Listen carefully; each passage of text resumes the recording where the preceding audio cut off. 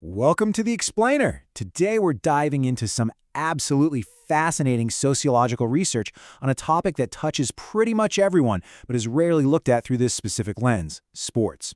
Now, we are talking about massive professional leagues or million-dollar contracts here. We're zeroing in on immigrant sports clubs in Australia, and as you'll see, we're going to discover how they are far more than just places for weekend recreation. They are literally sociocultural crucibles where identity is forged, preserved, and sometimes challenged. Okay, let's dive into this.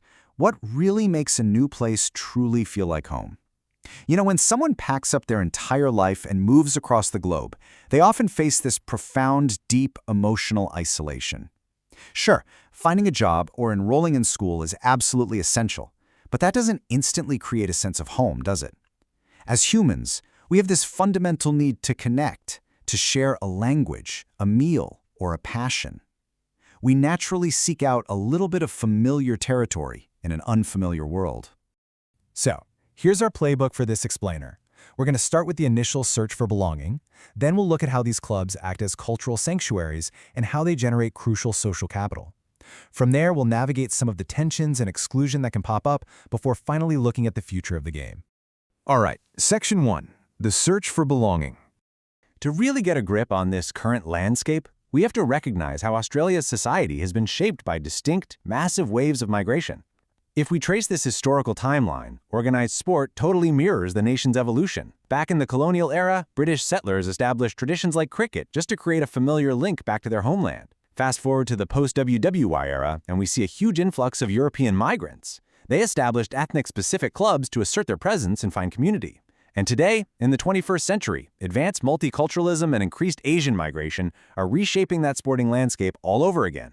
Basically, each wave of new arrivals has inherently used sports as a critical mechanism to find their footing.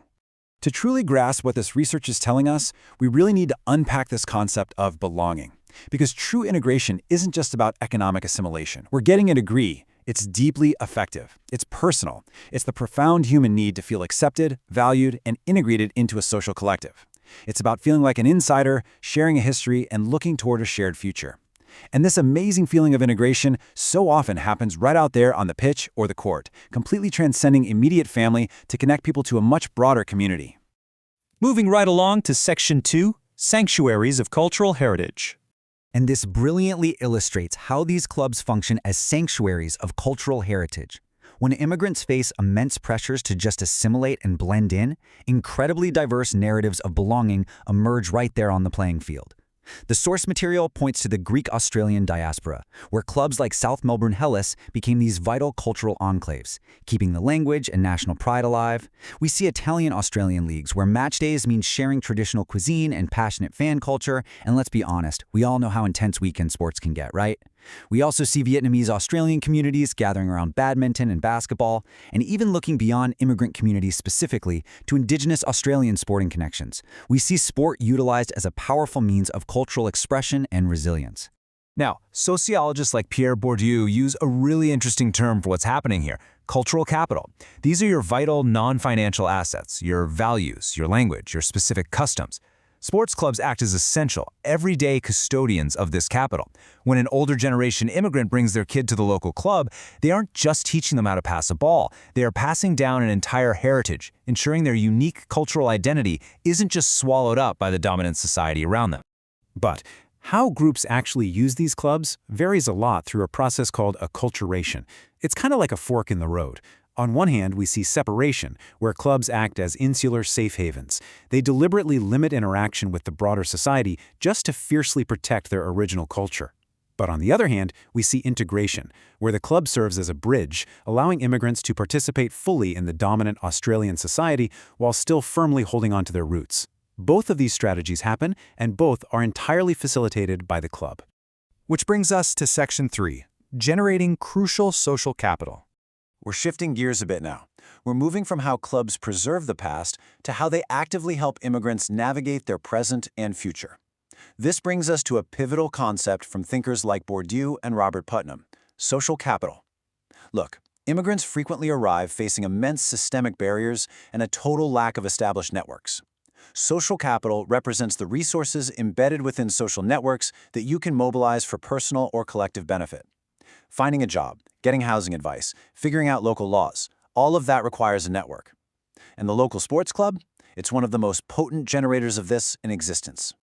And what's really interesting about this slide is the distinction between two specific types of social capital. First up is bonding capital. Think of this as the locker room huddle. It's the dense, internal trust and mutual support you build with people who share your exact background and your exact struggles. It's about survival. But then you have bridging capital. Think of this as the post-game handshake with the opposing team. These are weaker but incredibly valuable external ties. Bridging capital connects immigrants to broader employment, education, and wider civic networks that they just wouldn't have access to if they only stayed in the locker room.